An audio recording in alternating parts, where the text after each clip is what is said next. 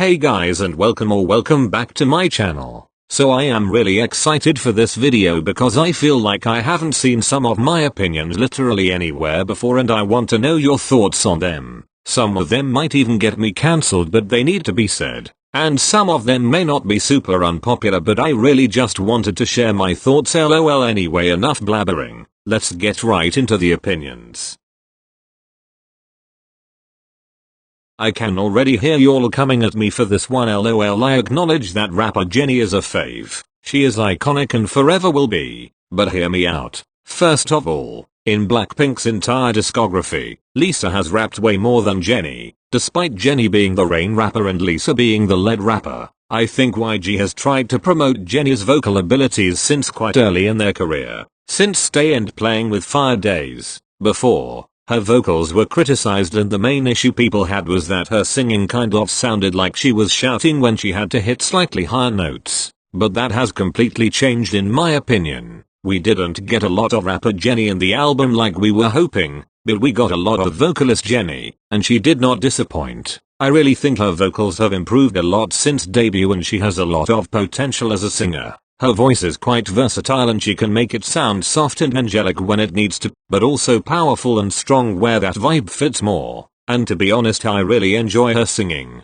Her voice just has this warmth to it, and though Blackpink already has two vocalists, I think she brings something new to the table that is worth promoting further. In terms of the typical rapper image in K-pop as well, Lisa definitely fits it more. She has the typical swaggy / tomboyish vibe, and she is great in line delivery and flow. At this point, she has rapped so much more than Jennie in their career that I pretty much just consider her to be the main rapper, and Baby Blinks probably mistake her to be the main rapper as well. And don't get me wrong, I love rapper Jennie, and her D4 and Boom Bear raps will forever be iconic. But since YG seems to be promoting vocalist Jennie more and her singing has actually improved so much, I think she should just be a vocalist. I feel like after their contract expires they will likely feel obligated to renew it and remain a group, because they truly love each other and genuinely appreciate and care about Blinks. And of course it would break our hearts if they chose to disband in 2023 as soon as their contract expires. However, if I am being honest, I think the girls are better off solo, for the sake of their own careers and because they have so much potential and deserve better treatment. The main reason I think they would be better off solo is that they are just so different. All four of them are clearly into different things, and for them to advance in their careers and do what they want, they will have to go their separate ways. Assuming all of them want to do music, let's look at the solos that we had so far. Jennie's and Rose's solos are so different. If they were given creative freedom, and were told to come up with what they want, they would come up with completely different stuff that would not really work as well as a group album. Not just Jennie and Rosie, all four of them. And we know Jisoo came to YG wanting to be an actress, and with her lead role in Snowdrop, I think things will only take off from there in terms of her acting career, which will soon become her main focus. For Lisa, we all know dance is the love of her life, and she would probably want to advance her career in that direction. And when it comes to Jennie again, we also know that she is also more into fashion, maybe even more than music. I feel like the limitations they have right now as a group will be lifted off if they leave YG and join a company that doesn't limit them and allows maximum input and creative control. But still, they will truly shine doing what they love only if they go solo. Okay, so sometimes armies go overboard with the using BTS for clout thing and accuse people of doing that when they are only appreciating them or had no intention of gaining clout from what they did. However, BTS has been used for clout time and time again, especially by American media. It literally just happened with the scammies. There were over 1 million viewers on the live stream before armies found out that BTS did not win. After that we all dipped out and the number of viewers literally went down to under half of what it was before. The scammies have been on a decline for the past few years and they needed the views, so they used BTS and armies. As shitty as this is, it is not going to stop because racism and xenophobia is still prevalent in the West. It sucks, but it's the sad truth.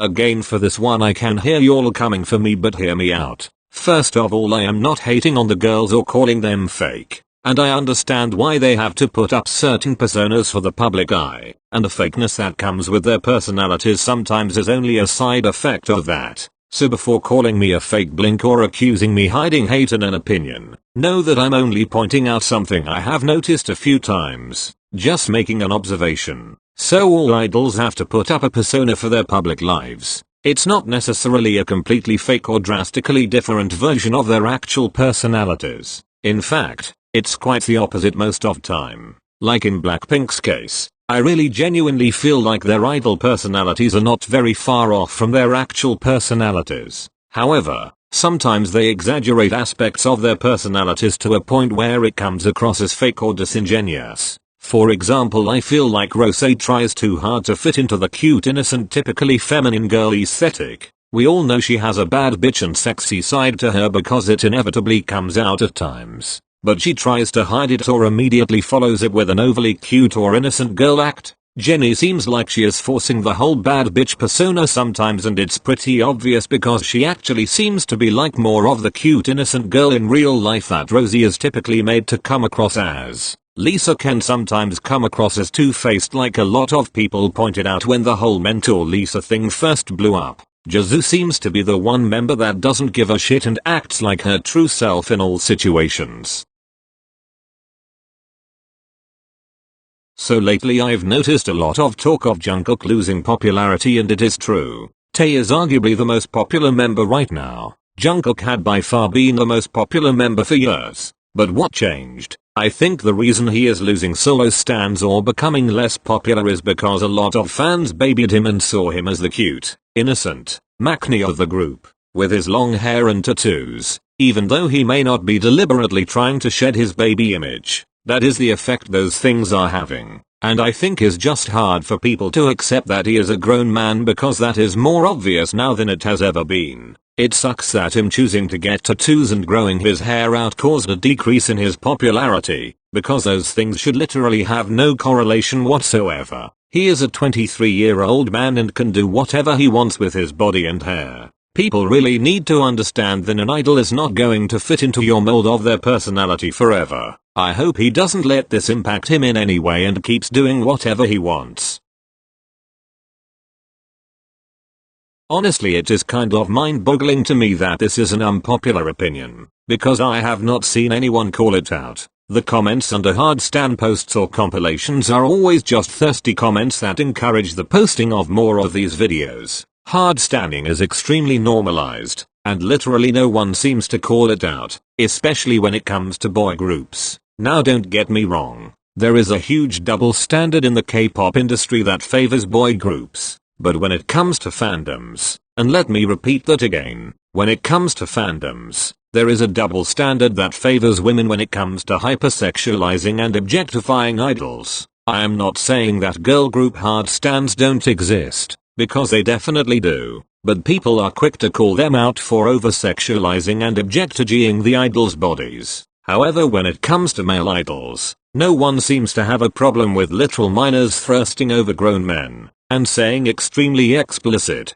inappropriate, and overly sexual things about their bodies. It is disturbing to me how normalized this is. Like seriously, appreciating someone's attractiveness or being attracted to someone is one thing, but over-sexualizing and objectifying them on the internet and thinking that is okay to do and getting away with it is not okay at all. Hard stanning needs to be stopped, period. Alright guys, that is all for this video. Let me know what you guys think about these opinions and leave yours below. I would love to read them. Thank you so much for watching, and don't forget to subscribe if you haven't already. I'll see you in the next video.